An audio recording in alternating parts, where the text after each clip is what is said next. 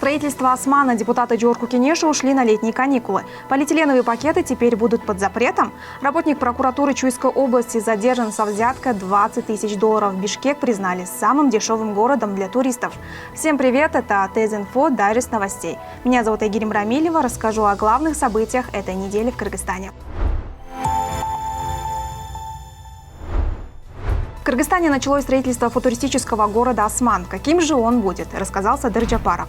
Президент заложил капсулу и поделился подробностями проекта. Город возведут на северном берегу Иссыкуля в районе села Чурпыкты, что в 15 минутах езды от международного аэропорта Иссыкуль. Площадь Османа более 4000 гектаров. Он рассчитан на 500 000 человек. В самом городе появятся 7-звездочные отели, казино, университеты, поля для гольфа, скоростной поезд, стадион, ипподром и другие объекты.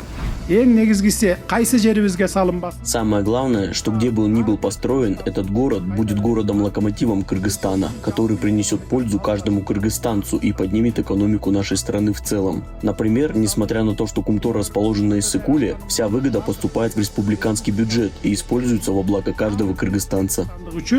30 жылдан бери пайдаланып келет. Так сколько же уйдет средств на Осман? Джапаров заверил, что из госбюджета власти не потратят ни тыина. По расчетам, строительство города обойдется в $20 миллиардов. Это будут деньги иностранных инвесторов. Сооронбая Жээнбекова хотят лишить статуса экс-президента. Такое предложение озвучил депутат Акылбек Тюменбаев, сват действующего президента Садыра Джапарова. Он поручил подсчитать расходы, которые уходят на проживание Жээнбекова в госрезиденции, охрану и остальное.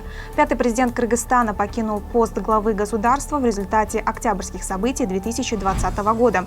После этого в парламенте несколько раз поднимали вопрос о лишении статуса. Не только ему, но и его семье и родственникам даны послабления со стороны государства. Я подниму этот вопрос в парламенте, внесу законопроект, обращусь к президенту Садыру Нургоджоевичу и постараюсь снять с этого человека статус экс-президента, потому что он недостоин этого статуса.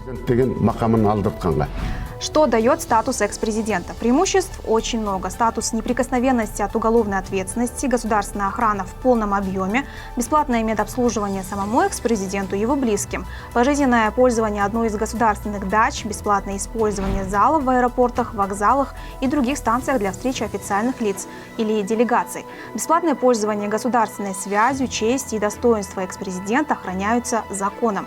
До пенсионного возраста бывший президент имеет право на ежемесячное пожизненное содержание в размере 70% от месячной зарплаты главы государства. Кстати, вместе с Жээнбековым статус экс-президента есть только у Розы Атунбаевой. Депутаты Джорку Кенеша завершили вторую сессию и ушли на летние каникулы. В последний рабочий день народные избранники рассмотрели более 50 законопроектов и постановлений. Также выслушали отчет председателя Нацбанка. Традиционное заседание завершилось гимном Кыргызстана. Вечером весь парламент Акылбек Джапаров пригласил на званый ужин в госрезиденцию Ала-Арча. Итак, что же обсудили депутаты за один день? Джорку Кенеша разрешил сократить компенсации семьям погибших прокуроров. Примерный размер выплаты – 1,5 миллиона сомов. Это почти в 20 раз меньше прошлой скандальной суммы.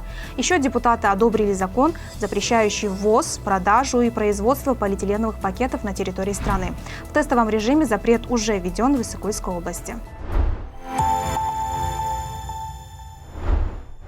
ГКНБ задержал главного специалиста отдела прокуратуры Чуйской области при получении взятки в $20 тысяч. Задержание сотрудники Госкомитета провели вместе со следователями Генеральной прокуратуры. По данным чекистов, работник надзорного ведомства вымогал $50 тысяч за то, чтобы не возбуждать уголовное дело по материалам проведенной проверки. Подозреваемого водворили в СИЗО ГКНБ. Бишкек признали самым дешевым городом для жизни иностранцев. Это следует из данных международной консалтинговой компании. Рейтинг составляется на основе многих факторов, таких как экология, транспорт, безопасность, уровень здравоохранения, образования и другие общественные услуги. Самыми же дорогими городами признаны Гонконг, Цюрих и Сингапур. С остальными новостями можете ознакомиться на наших страницах в Инстаграме и ТикТоке. Встретимся на следующей неделе. Всем пока!